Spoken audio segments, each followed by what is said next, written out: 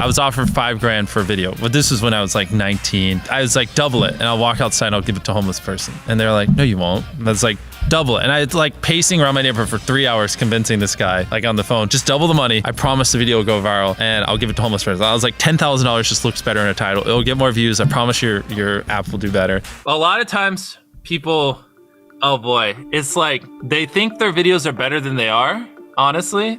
And tell them, Jimmy, tell them. I mean, they do that, and they have horrible friend groups because you really are like the type of YouTubers you hang around. It's getting people with the right YouTuber friend group that aren't pussies and will actually tell them when their content's bad and like actually roast it and help them get better in a nice, positive way. Basically what I did was I've somehow found these other like 4 lunatics. 3 of us were college dropouts. One was a high school dropout, and one, I don't know, he just like quit his job. We all were super small YouTubers, and we basically talked every day for 1,000 days in a row and did nothing but just like hyper study, like what makes a good video, what makes a good thumbnail, what's good pacing, like how to go viral. We would just get on Skype every morning, and like some days like I'd get on Skype at 7 a.m. and I'd be in the call until like 10 p.m. and then I'd go to bed, I'd wake up and I'd do it again. We'd do things like take 1,000 thumbnails and see if like there's a correlation to the brightness of the thumbnail to how many views it got. Imagine a world where it's just you working solo and you work 12 hours a day every day for like a year. And you're just grinding, you make a mistake, you learn from it, you grind, you make a mistake, you learn from it, and you do that for like a year.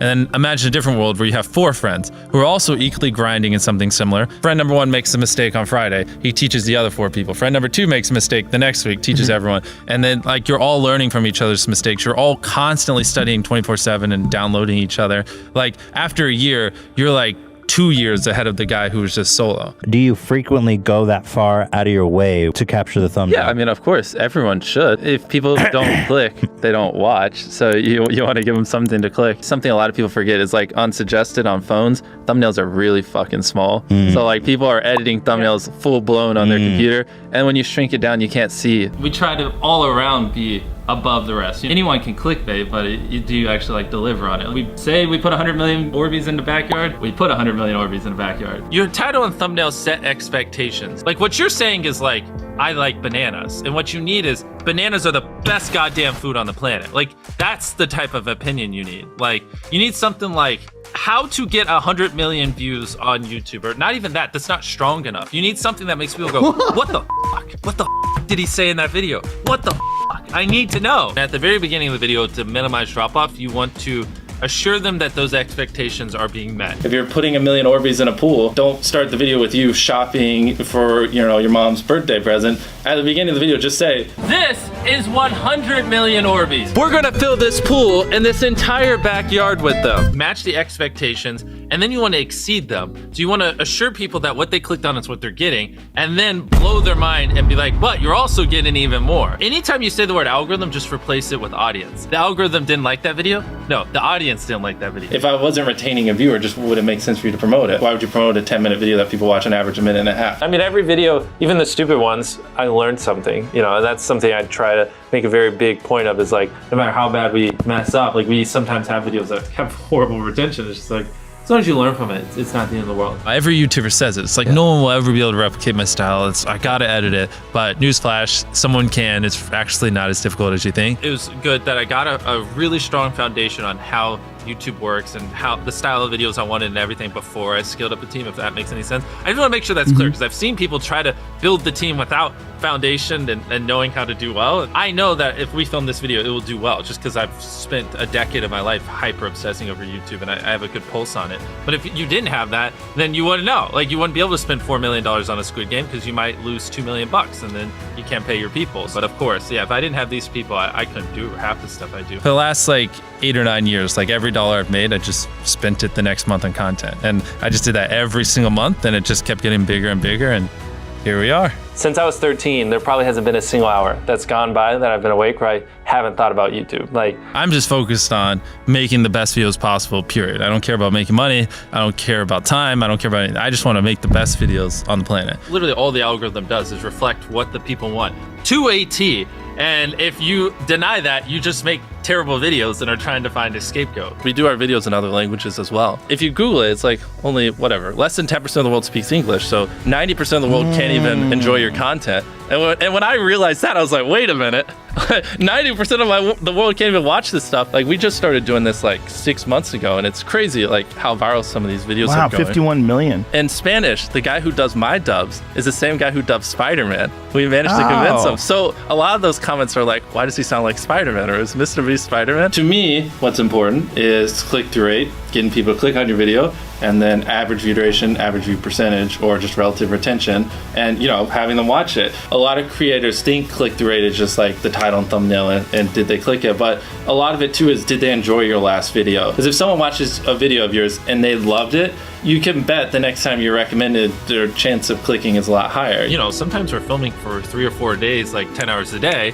30, 40 hours of filming plus months of setup, whereas most creators probably film for a couple hours and set up for a day. Outside of just filming, we brainstorm video ideas, relentlessly, hours every day. By always doing all those things, it just distinctively sets it so far apart that it's basically, in my head, it's like, why would you not watch it? Viewers aren't stupid. They can tell when you half ASS, I don't know if I'm allowed to curse, a video, or if you really put in effort. And if they can tell you're putting in a lot of effort, they're gonna be more likely to click on future videos. And that snowballs. And because once you build that trust, they get to a point where it doesn't matter what you upload. They just know it's high effort and they just know it's great. And they're just conditioned just to watch because you have a good track record. And so with filming, it's just trying to make sure we're doing everything we can, no matter how expensive it is, no matter how much time it takes, to make the best video possible. A lot of people, if they gave away 100 grand, they would make a huge deal about it. But sometimes we're just like, yeah, here's 100 grand. Thanks for watching, bye. Doing it that way makes it more fun and just more interesting. So I like to keep a little bit of it mysterious because I think that's what people enjoy. A lot of people aren't willing to put in 10 hours days because they don't like what they're doing. So it's finding what they enjoy because it is like a long grind. You're doing for years, not months. So if you don't enjoy it, then you're gonna burn out. I just had the blessing of finding what I loved at a young age. So because to get to this level, it takes, a decade. Most people don't find what they love till their young 20s. So they'd be where I'm at in their 30s. I just lucked out and found it when I was really young. Living your life chasing a nicer car and a bigger and bigger box to live in is kind of a dumb way to go about life. I actually, funny enough, I lived in a super below average home. And I kind of learned why famous people don't live in below average homes, because someone broke in, stole everything I owned. So I had to get a little nicer house for security reasons. But before I was robbed, my place is a little duplex, $700 a month. You get a roommate's $360 split. People think just because you go for views means you can't have fun, but you can pull views and you can have fun, which is what we purposely try to do. If you're not doing something that's just inherently fun to you, you're just quit. Just give up. You gotta at least semi-enjoy what you're doing, or you're gonna quit long before it gets to the point where it brings in money or whatever else could be driving you. So find what you love, and then I would just hyper obsess. Make sure no one doing what you're doing is doing it better. Make sure the videos are as good as possible. You can be motivated by more than one thing. I'm motivated because I want to support my mom and my family. I'm motivated because I want to employ my friends and help them. I'm motivated because I want to help other people. I'm motivated because I want to be a YouTuber. I feel like that's another misconception. You can have lots of things that drive you. Absolutely. Yeah. Absolutely. So there's just tons of stuff that drive me. And everything drives me to wanting to be a YouTuber, so I kind of obsess over it. For the people that are willing to be coachable, I would say just education. There is a lot of misinformation out there that people live and breathe by, the weirdest stuff. I gotta upload at midnight on Wednesdays or my videos don't do well. It's just dumb stuff like that they don't realize how badly they're handicapping themselves. Some minor tips I could give is if somehow you could have a payoff at the end, then more people are gonna watch the end just to see what happened. Whichever one of these 456 people survives the longest wins 456 grand.